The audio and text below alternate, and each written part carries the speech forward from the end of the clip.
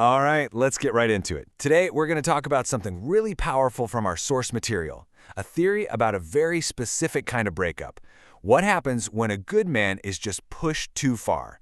The whole idea here is that when he leaves, it's not about anger or some big dramatic scene. No, it's something way quieter and a whole lot more permanent. So this is the big question, right? What really happens when that patience finally runs out? The framework we're looking at today argues that there's this huge miscalculation that happens, a total misunderstanding of a good man's real strength. And when his patience is gone, the result isn't a loud, angry storm. It's a quiet, final click of a door closing for good.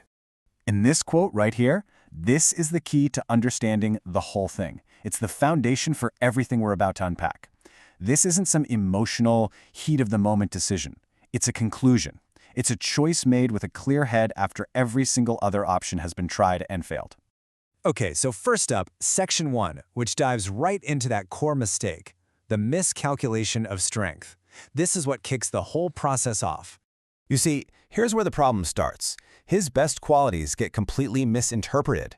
His kindness is seen as weakness, as a sign he'll never actually leave. And his patience? Well, that's seen as this bottomless well she can just keep taking from, with no consequences.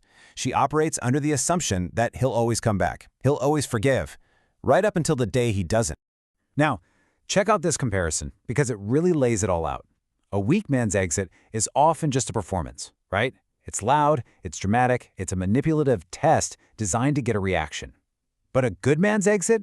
It's the total opposite. It's quiet, because he's not looking for attention, he's looking for peace. And it's permanent, because it's not a test, it's a verdict. The chapter is well and truly closed.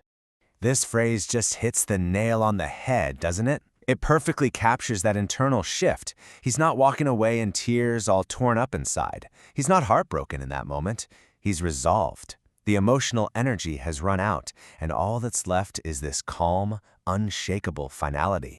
Which leads us right into our next section, the sound of silence. And believe me, this is the first major consequence, and it is a heavy one. So, why is his silence so heavy? I mean, think about it. Anger, yelling, fighting, those are all signs of engagement. They mean he's still invested. He's still in the ring fighting for the relationship. But silence? Silence is something else entirely. According to this theory, his silence isn't a tactic. It's not the silent treatment game. It's a conclusion. It's an act of self-respect that says, I have nothing left to give here. The fight is over. It's irreversible because, as you see on the screen, his heart has finally closed up shop. And this is so important to get. The silence isn't a weapon he's using to hurt her. It's a shield. He's not trying to get back at her with his absence. He's finally protecting his own peace from a situation that was slowly draining him dry. It's pure self-preservation. That brings us to Section 3, losing more than love. This is where we see that what's been lost is so much bigger than just a boyfriend or husband. So, what's been lost here?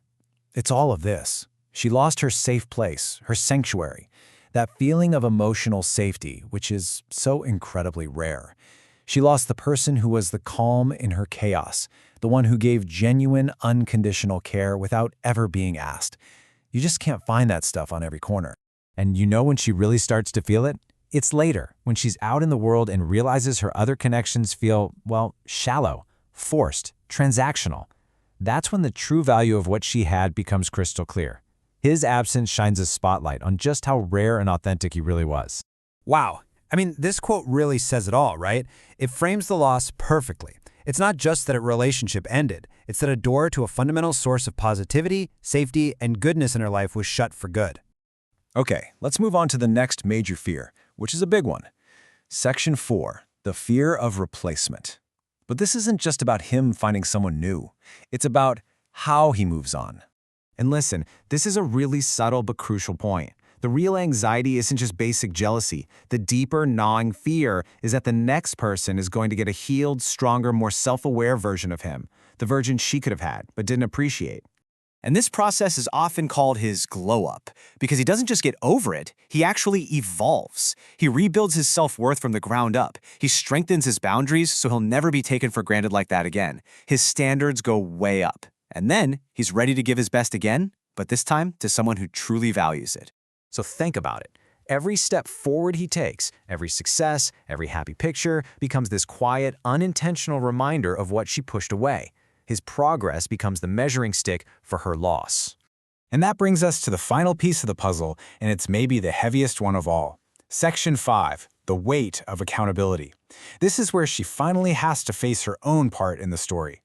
You see, without him around to smooth things over or give her another chance, she's just left with the cold, hard facts.